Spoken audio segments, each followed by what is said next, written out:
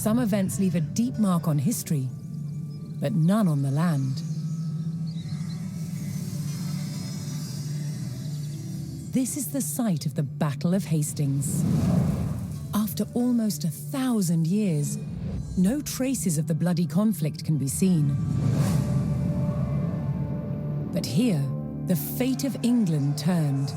It's where a king was killed, and his victor claimed the throne.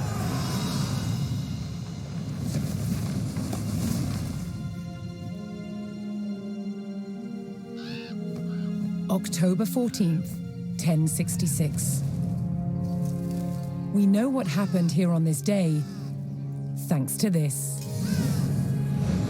The Bayeux Tapestry. A carefully preserved illustrated record of events. It shows the main players. Harold, the newly crowned Anglo-Saxon King of England, and his challenger, William, Duke of Normandy. William claimed the previous king had promised him the crown. So, he assembled an army and prepared to sail to England to fight King Harold for the throne. But a storm thwarted his plans. Meanwhile, Harold discovered that a Viking invasion had landed in the north. Another threat to his crown. So he raced to fight them. In France, William waited for the right conditions to sail across the Channel to England.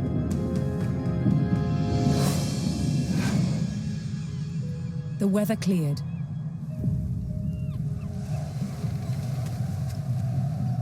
He seized his chance.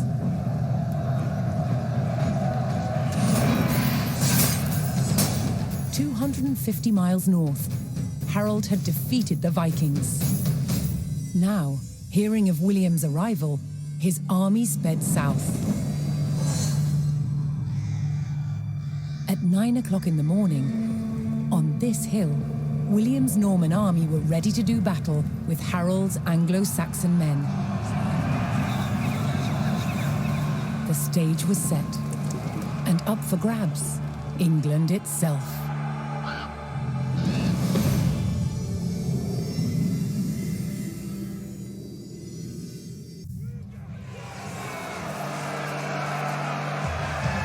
On October 14th, 1066, William of Normandy stood ready for battle at the base of a hill. The high ground belonged to King Harold of England and his Anglo-Saxon army. Here, on this hilltop, the fate of England would be decided.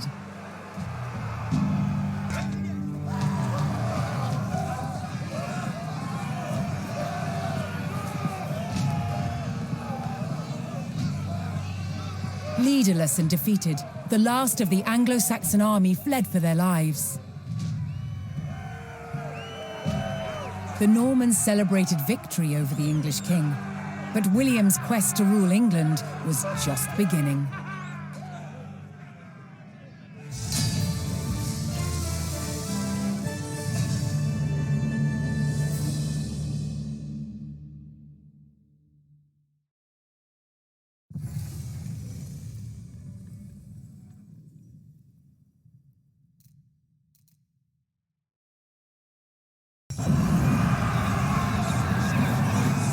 Battle of Hastings, the death of one man changed the course of history.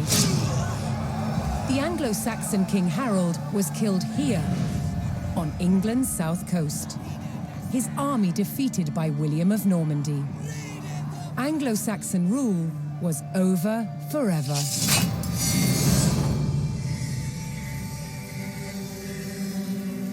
At Westminster Abbey on Christmas Day 1066, William was crowned the first Norman King of England. Now he had to secure power across the country. He began by stamping his mark on the landscape, building cathedrals and castles at strategic locations. Nothing like them had been seen in England before. They reminded the Anglo-Saxon population exactly who was in charge.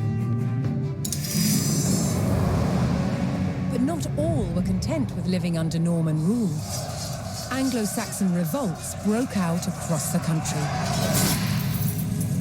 King William acted quickly to crush these rebellions. But there was one region where dissent was spiraling out of control: the north of England. In 1069, a group of lords from Northumbria formed an alliance with Viking invaders. Together they approached Norman-held York, a large city with an important cathedral, still protected by ancient Roman walls. But the walls couldn't save York. The city and the castle fell to the rebels. William's new kingdom was under threat. He had to get the city back under Norman control. William had no choice but to order his men north. But as the Norman forces set off on their long march towards York, how much resistance from the rebels would they encounter?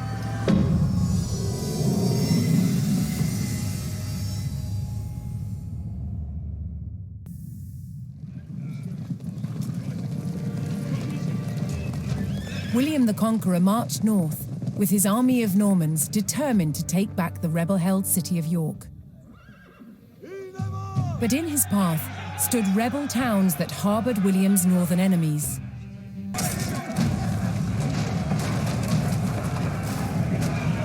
The keep fell to the Norman army, and York was secured. The Northern Rebellion was over, and William the Conqueror was uncontested as King of England. William the Conqueror had recaptured York from the rebels. Now he wanted to teach them a lesson for defying him. He began a brutal campaign of destruction to crush any further resistance, known as the Harrying of the North. Villages and crops were destroyed. It is said 100,000 people were killed. With ruthless efficiency, William the Conqueror had secured obedience in his new kingdom. But it wasn't to last. It would be thrown into chaos by his own children.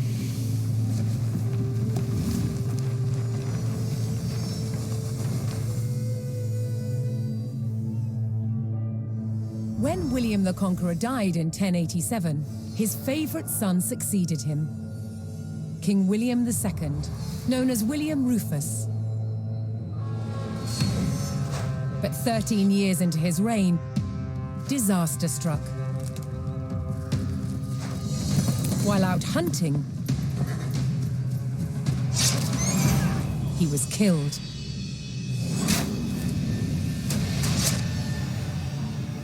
William's youngest brother took his place as King Henry I. But there was a problem. At the time, Henry's elder brother, Robert, Duke of Normandy, had been on crusade. When he returned, he was furious that Henry had grabbed the throne.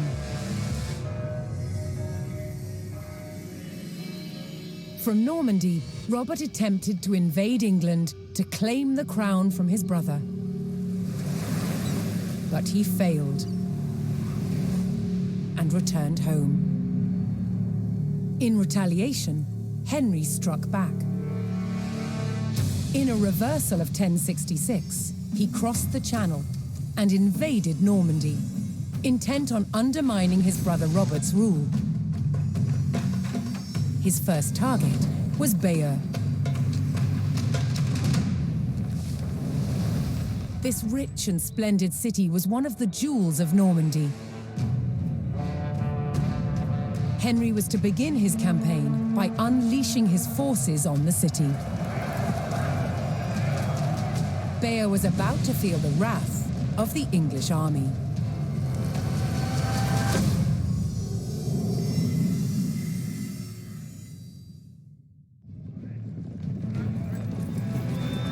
In the brotherly feud over Normandy, King Henry I set out to make an example of Bayeux, a town still loyal to his brother Duke Robert. Henry's archers took up position on high ground outside the city and faced an immediate attack by Robert's cavalry patrol. Having deployed their palings, Henry's archers were well protected against the cavalry charge. They defeated the first patrol. As Bayeux burned and the people fled in terror, King Henry basked in the victory over his brother Duke Robert. But Henry would not stop until all of Normandy was back under the English crown.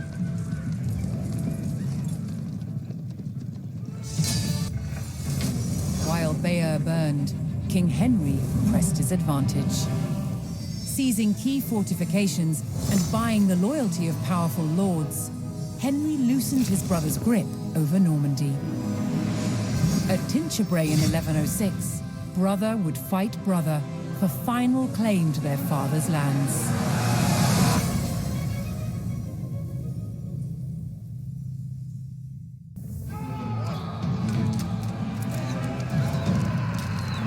Determined to claim Normandy and capture his brother, Duke Robert, King Henry besieged the castle at Tinchebray.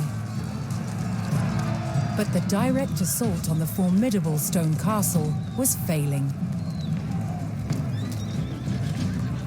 Unable to breach the towering walls, the king devised a new plan to capture his brother.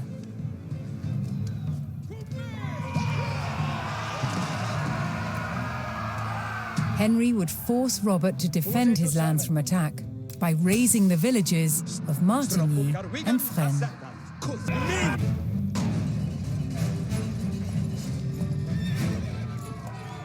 King Henry's tactic of luring Robert into the open had worked.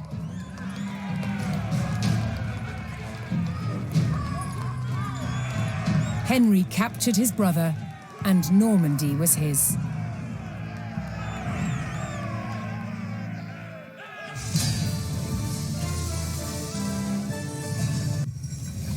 William the Conqueror's sons had resolved their long feud over Normandy, with King Henry wresting possession away from his brother. But the French King Louis VI would not accept Henry's heir as the future Duke of Normandy. Henry's fragile power would face its first test, an invasion by the French king.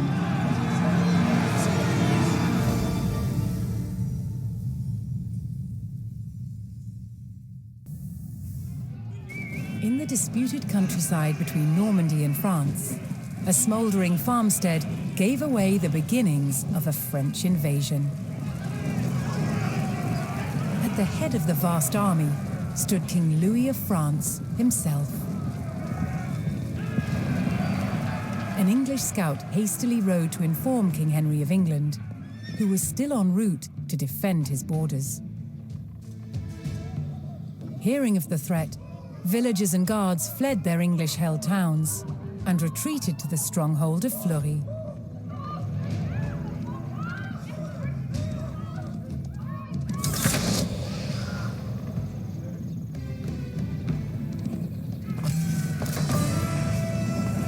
Above all, the English forces in Normandy had been commanded to hold the town of Fleury and await King Henry's arrival. Far from home, but rallied by their king, the English army forced a French surrender and put King Louis and his knights to flight. With the impromptu battle ending in resounding victory for the English, King Henry had secured his ancestral lands under the English crown.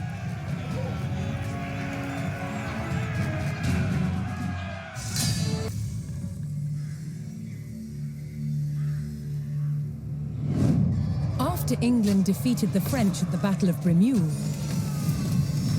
Normandy was back in King Henry's hands. But 1 year later, his good fortune turned to tragedy. In 1120, his son and heir William Adelin died in a shipwreck. The future of Henry I's kingdom was in jeopardy.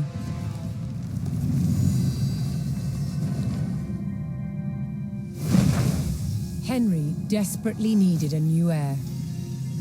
With no legitimate sons left alive, he broke with tradition and chose his daughter, Matilda. Henry forced his barons to swear an oath to accept Matilda as queen. But when the king died, they broke their promise. England would not be ruled by a woman. Matilda's cousin Stephen saw his chance and claimed the throne.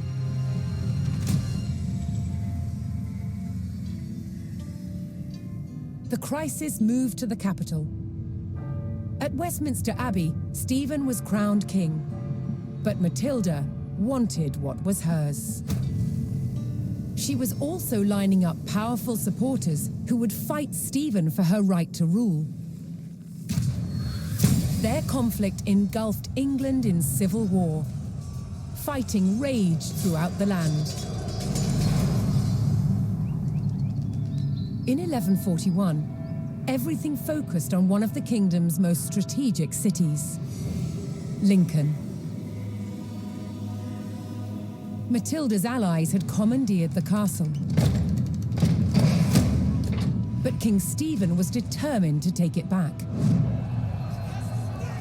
He besieged the castle. Stalemate. As dawn broke on February the 2nd, everything was about to change. Matilda's half-brother, Robert of Gloucester, raced to break the siege. As Robert's forces approached Lincoln, Stephen's army turned away from the castle to face them.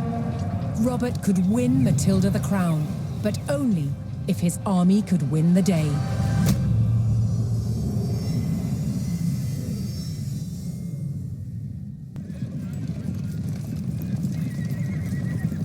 Robert of Gloucester's forces approached Lincoln. Their task, to liberate the castle from King Stephen's siege. While behind Lincoln's walls, troops loyal to Matilda held the castle for the Empress. First, Robert's forces would stage an ambush to prevent enemy reinforcements from joining with King Stephen's army.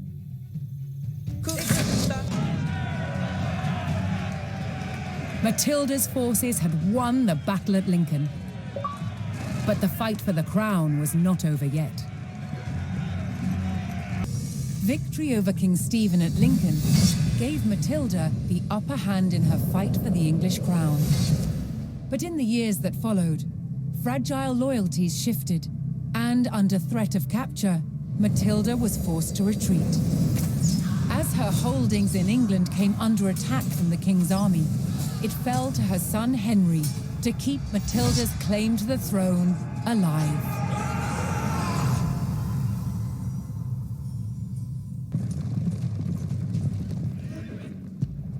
Inside the strong stone walls of the castle at Wallingford, Matilda's men held firm against a brutal siege by forces loyal to King Stephen.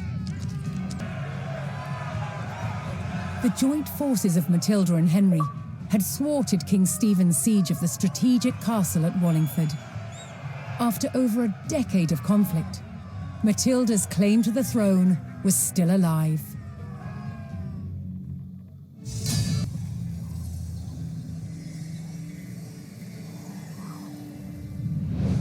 At Wallingford, in the shadow of the castle, Matilda's faction, commanded by her son Henry, proved it was still willing to fight King Stephen for the crown. But after 15 years of conflict, both sides had had enough. So, they made a deal. Matilda would surrender her claim to the throne on condition that when Stephen died, her eldest living son Henry would succeed him. A year later, he was crowned King Henry II and proceeded to grow the kingdom into the mighty Angevin Empire. But, once again, what the king had spent his life building, his own children were destined to destroy.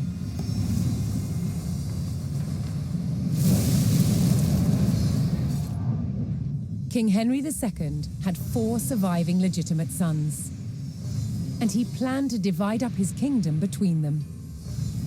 But they fought bitterly for dominance. Against the odds, Henry's youngest son John became king.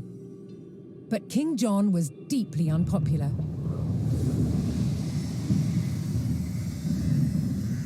He lost huge swathes of the Angevin Empire gained by his father, then failed to reclaim them in expensive battles. Paid for by taxing his subjects. Eventually, England's barons could take it no more. They forced John to agree to a charter that restricted his power. The Magna Carta. But he went against his word.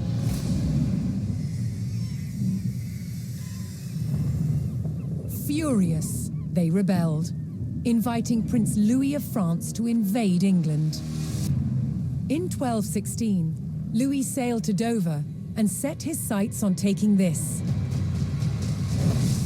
Dover Castle. Held by forces loyal to King John, it was commanded by Hubert de Burgh. He described the castle as the key to England. He was right. If it fell to the French, so would the kingdom.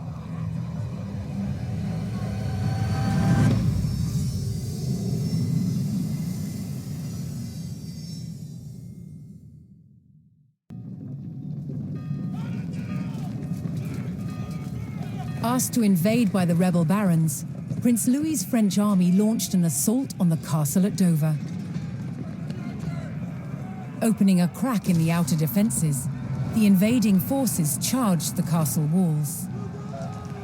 The garrison at Dover would meet the French with clenched fists and an iron will. Dover could not fall. The tenacity of Hubert de Burgh's loyal soldiers forced Prince Louis and the rebel barons to abandon their siege at Dover. And thanks to the efforts of Willikin's fearless archers, England remained in King John's hands.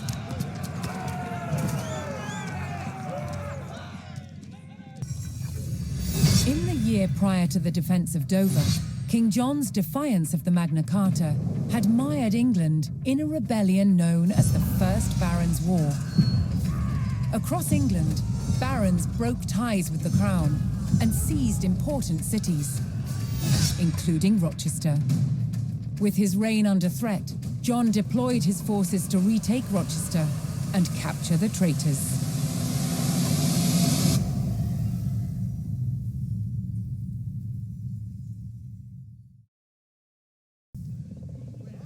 King John's men arrived at the outskirts of Rochester, set to retake the castle and drive out the rebel barons within. But Rochester was a formidable fortress that protected the route to London, and the rebel barons were prepared to lay down their lives to hold it. Before King John's men could hope to retake the castle, they would need to reinforce their position by capturing the village of Chatham.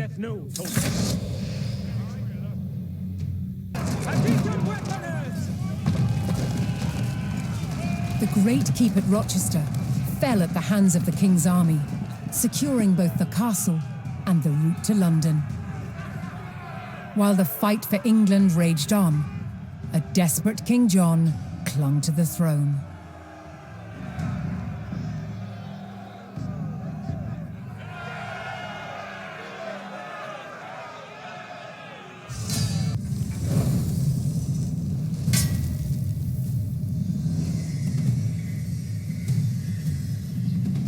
When forces loyal to King John undermined Rochester Castle, it spelled doom for the rebels inside. Within days, they had surrendered. But the rebel barons weren't done yet. Their ally, Prince Louis of France, had sent an invasion force to help the barons overthrow King John. Then, in late 1216, the king fell ill with dysentery and died. His son, just 9 years old, was crowned King Henry III. It was now up to the young king's regent, the 70-year-old legendary knight William Marshal, to protect the crown. He faced a near impossible challenge. England was crumbling. Rebels were taking town after town. But William Marshal bided his time and prepared to defeat the rebels. Then in May 1217, he got the chance that he'd been waiting for. William discovered that the rebels planned to simultaneously besiege both Dover Castle and Lincoln Castle.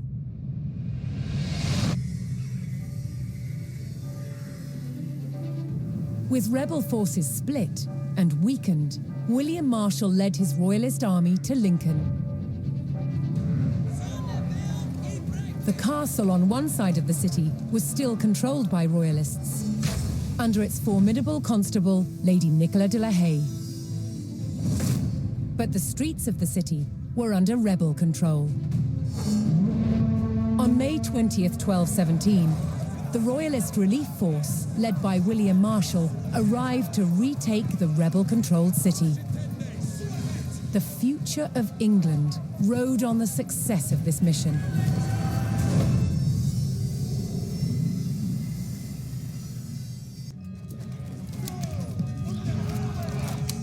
Troops loyal to the king held the castle at Lincoln, while outside, rebels controlled the city. The defenders had to hold the castle until reinforcements arrived, under the command of the king's knight, William Marshal.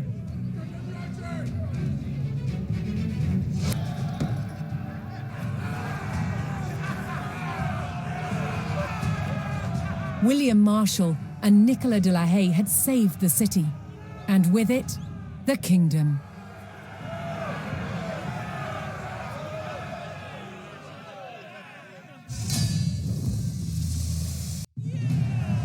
William Marshal's success in retaking Lincoln was an overwhelming victory for the Royalists. The rebel barons had been defeated, and their French allies driven out of England altogether.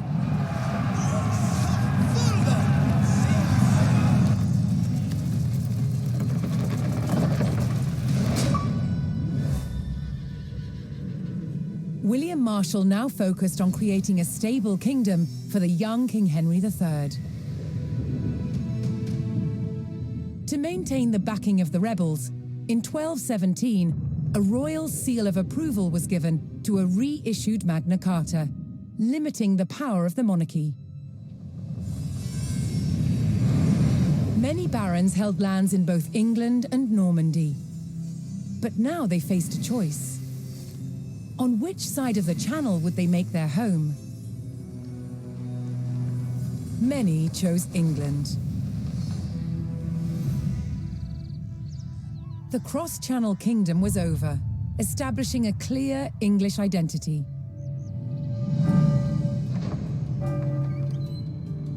But the impact of the Normans on England's evolution is still felt today. Almost 1,000 years later, the surviving Norman castles and cathedrals still dominate the landscape.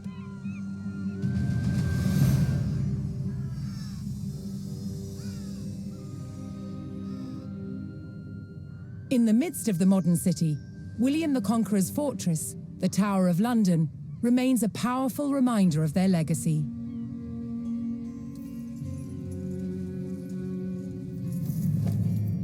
But it's the unseen influence of the Normans that endures.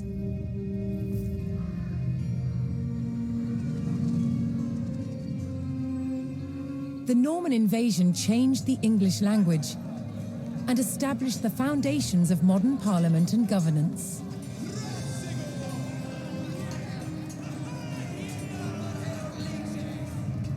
And it's all because one man, William the Conqueror, claimed the English crown that he believed by rights was his.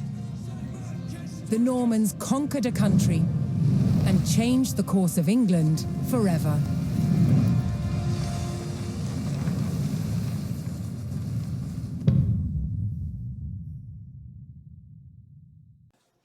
Special thanks to our patrons Blue Phoenix, Drew, Evil Gummy Bear, Gravy Train, Suboptimal Preservation Society, Antiox, Hallowed Zen, Kazlor, Louie, and Ninth Pawn. Thanks, guys!